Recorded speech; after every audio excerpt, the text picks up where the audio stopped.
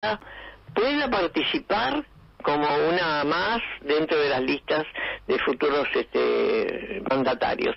Así que eso para mí es estoy confundida, porque unos dicen que sí, otros que no, y eso yo no entiendo, insisto, porque no estoy en el tema, en el fondo de todo lo que le han hecho y le han dicho y le están haciendo a Cristina. Ella sabe perfectamente lo que está, pero sabe perfectamente lo que irrita al kirchnerismo decir no está proscripta. Puede decir que eso que dijo, soy una maestrita, simplemente soy una docente, una buena... No, esto no fue ingenuo. Seguramente generó mucho malestar. No tengo la respuesta del lado del Instituto Patria, pero seguramente generó mucho malestar.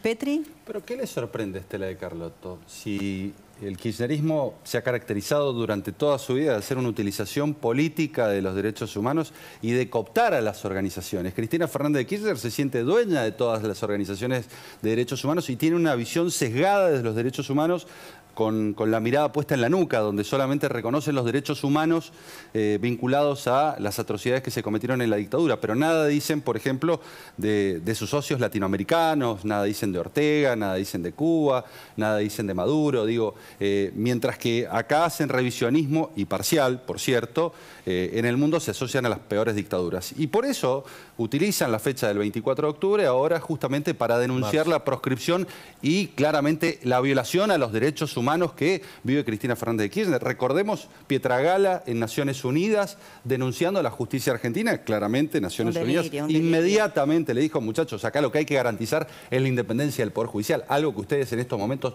no están garantizando, y el juicio político a la Corte es una demostración cabal de ello. Ahora, no nos tiene que sorprender que utilicen fechas y que hagan una manipulación del relato para intentar legitimar a una chorra como Cristina Fernández de Kirchner, que ha sido condenada por la justicia. Ahora, lo que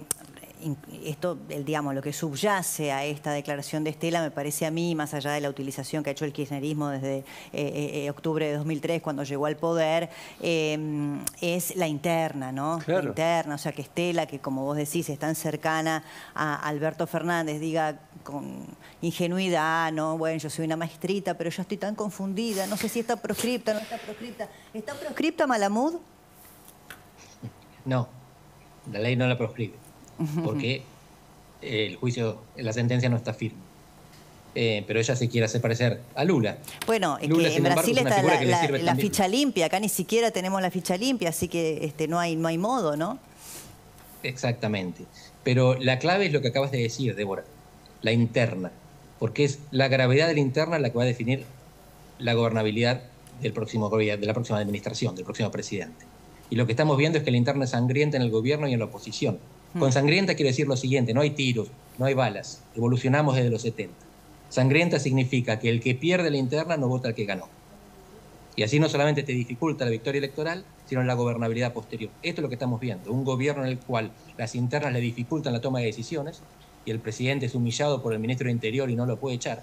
Y un próximo gobierno que va a tener, si no lo evitan, una situación parecida, en la cual los derrotados en las PASO no van a querer votar al ganador, y si la tienen que bancar vamos a ver un montón de dobles comandos, o de gente que se queda en casa, o de distritos, como provincias. Eso es una novedad en el peronismo. Que no obedecen al presidente o a la presidenta. Andrés, eso es muy grave y la oposición tendrá que aprender de lo que le está pasando al gobierno.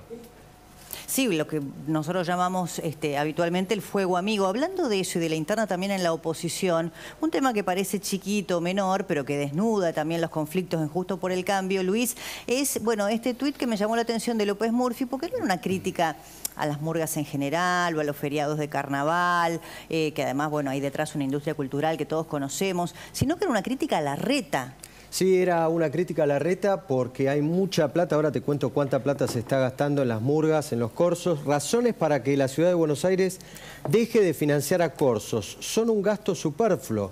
Cortan las calles, denunciaba López Murphy en Twitter. Molestan a los vecinos y, como si fuera poco, son utilizados para bajar línea política kirchnerista. Basta de financiar tonterías.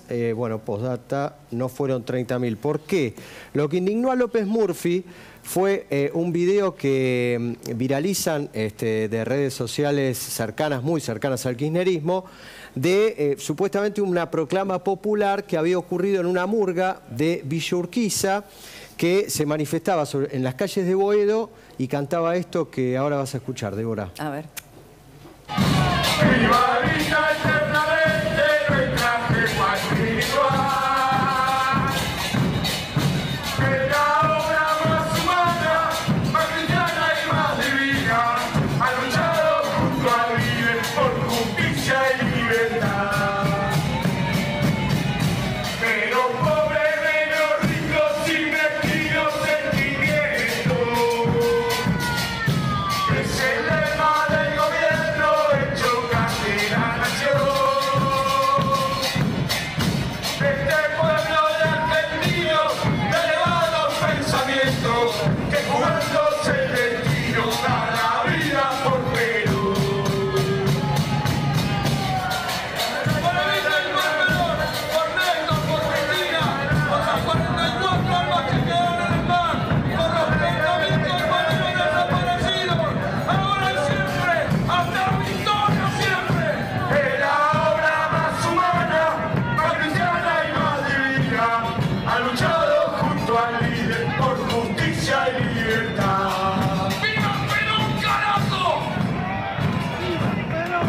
¡Viva!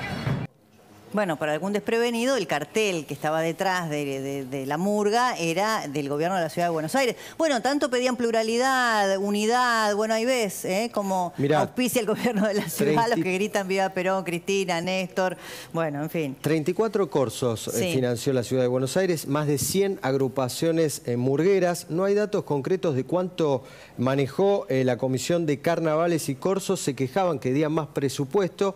Hace 4 años antes de la pandemia, más o menos habían girado 200 millones de pesos. O sea, 200 millones hace 4 años. Calculemos de cuánta plata se habla. Después, si tenemos tiempo, también vas a ver cómo se publicitan estos carnavales de intendencias en los programas más vistos de la Argentina. Sale mucha plata eso, mucha guita. Ahora, Pégale la Reta parece ser, Lucas, un deporte que en estas últimas 2 o 3 semanas ha ido increyendo, ¿no? Dentro de Juntos por el Cambio, digo, no hablo de la oposición.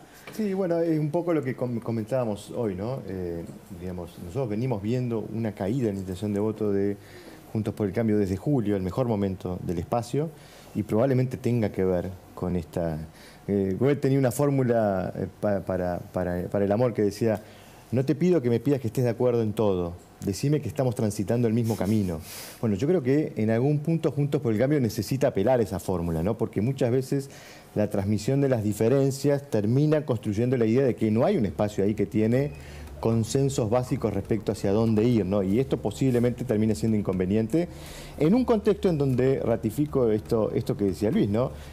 Yo creo que lo importante de este proceso electoral es que nos deje una situación política de gobernabilidad propicia para enfrentar los desafíos que hay que enfrentar. Y para eso se requiere construir mucho apoyo social detrás de la fórmula ganadora, ¿no? Ahora, vos que tenés una mirada más global, Andrés, se supone que las internas que existen en, bueno, muchas democracias del mundo, que le permiten a los partidos políticos dirimir candidaturas, generar más volumen político después para la fórmula que resulte finalmente victoriosa en esa interna, que acá le llamamos PASO en las primarias. Ahora, en la Argentina parece que la interna o la PASO o la primaria, bueno, se convierte en una herramienta que al momento parece perjudicial, ¿no? Porque como decía Lucas, la intención de voto de la marca Juntos por el Cambio baja al calor de las discusiones internas que son propias de una elección en la que van a tener que competir primero entre ellos. No es una característica nacional. Hay internas productivas e internas tóxicas en todos los países. En la misma Argentina tuvimos unas PASO súper productivas en 2015. Cambiemos no hubiera existido sin PASO, sin que Sanz y Lilito hubieran podido ir a perder con dignidad frente a Macri. Y por supuesto no hubiera habido un gobierno de Cambiemos si no fuera por las PASO. Pero en esa misma elección, en 2015, Julián Domínguez y Aníbal Fernández se destruyeron en la provincia de Buenos Aires y provocaron la derrota peronista ante María Eugenia Vidal.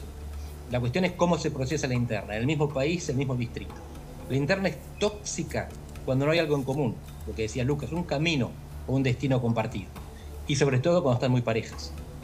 Cuando hay más distancia, o cuando hay algo en común, affectio societatis, cuando entre los jugadores está claro que el que pierde acompaña al que gana, no ocurre esto. Pero acá lo que hay son visiones del mundo diferentes y además equilibrio electoral. cualquiera puede ganar. Y en ese caso el veneno es más fuerte que el incentivo, que el premio esperado. Ahora, Luis, hay esto que, bueno, tanto Lucas como Andrés dice, un camino común, que la gente advierta que sea cual fuese el nombre que finalmente encabece la elección general, bueno, va a llevar adelante un plan que más o menos está consensuado dentro de toda la fuerza política. Yo coincido con Andrés, hay internas productivas y lo vimos en la última elección. La interna en la provincia de Buenos Aires, entre Santilli y Manes, posibilitó que Juntos por el Cambio ganase esa elección en el distrito electoral más importante del país y en donde claramente todas las energías las va a poner el kirchnerismo para intentar retenerlo, y ahí claramente tenemos que tener grandeza y no tienen que haber mezquindades. Ahora bien, si nosotros coincidimos que el principal sentimiento que hoy tienen los argentinos es de angustia, y a esto se suma la incertidumbre, lo primero que tenemos que hacer es despejar las dudas. Despejar las dudas respecto del plan económico que vamos a llevar, claramente. ¿Cómo vamos a hacer para reducir la inflación? Argentina tiene una inflación del 98%. En la región la inflación promedio es del 11%. Quiere decir que no es un problema ni de la pandemia, ni de la guerra, ni de la pero Macri. Claramente, cuando Macri dejó el gobierno, había un 53% de inflación. Y acá tenemos una inflación galopante y no hay un plan de estabilización. Al contrario, sigue funcionando el plan Platita, porque en el 2021 emitieron 1.2 billones de pesos y eso generó el recalentamiento de la inflación. Y en el 2022, 1.4, emitieron más. Sí. Y todo hace suponer que van a emitir más y todo hace suponer que la inflación va a crecer. Entonces, tenemos que tener un plan económico común y tenemos que tener un plan de seguridad común. Mirá lo que está pasando en Santa Fe. 23 muertos en 30 días, 266 muertos. Digo, Santa Fe asediada por el narcotráfico. Y si no detenemos a tiempo el problema que tenemos con el narcotráfico en Santa Fe, se va a propagar en el resto del país. Sí, por supuesto. Ahora, Luis, el tema de la seguridad, por ejemplo, que parecía un tema en el que en Juntos por el Cambio no había fisuras ni grietas, aparece la discusión de las Taser, que digo, es menor porque lo que subyace es otra cosa, entre Larreta y Bullrich, y vos decís, bueno, uno puede entender que puede haber matices en materia económica, pero... Ya las Taser deberían estar. Lo que pasa es que claramente, ideológicamente, el kirchnerismo no las quiere. Las combatió, ni bien asumió Frederick cuando derogó la resolución de Patricia Bullrich. Yo presenté un proyecto, porque una de las cuestiones que tiene que haber es voluntad política, que este gobierno no tiene. Y por eso impide las importaciones. Porque el gobierno de la ciudad tiene un fallo de corte favorable. Tema Taser solamente porque, bueno, es chiquito. Me refería a el tema más grande, ¿no? Sí, que claro. Si no se ponen de acuerdo, no importa, los precandidatos de la misma fuerza política en un tema tan relevante, bueno, y que uno supone que no hay fisuras, que la seguridad, y bueno, está estuvieron complicado. trabajando las fundaciones de los espacios políticos que integran Juntos por el Cambio, y yo espero que al menos una plataforma base, como más allá de las diferencias lógicas que pueden haber de temperamentos, de personalidades, la sociedad nos está pidiendo que mostremos. ¿Sabes por qué me refería a esto? Porque, bueno, uno puede entender que en materia económica, y lo dice siempre Flor, haya temas que no se pueden o se quieren transparentar, porque, bueno, hablarle del ajuste como no leitmotiv de campaña, y no es popular. Pero no tenemos que hablar con la verdad, y para salir de la crisis vienen momentos difíciles. Claramente tenemos que resolver el problema del déficit y tenemos que resolver el problema de la emisión descontrolada. Y ahí tenemos que atacar las entidades públicas. Por ejemplo, siempre se pone el caso del Ministerio de la Mujer. 54.000 millones de pesos. Más de 1.000 empleados. Ahora, 49.000, ¿sabes para qué van? Para transferencias a entidades privadas. ¿Qué entidades? Digo, es la caja del kirchnerismo. Sí, hay tantas otras, ¿no? La legislatura, por ejemplo, de la provincia de Buenos Aires. Tenemos que hacer una pausa muy breve. Después, bueno, le vamos a pedir a Florencia Donovan algunas precisiones justamente de cuál es el escenario económico que estamos atravesando este año y el que van a heredar los que tengan que asumir en el 23. Y un tema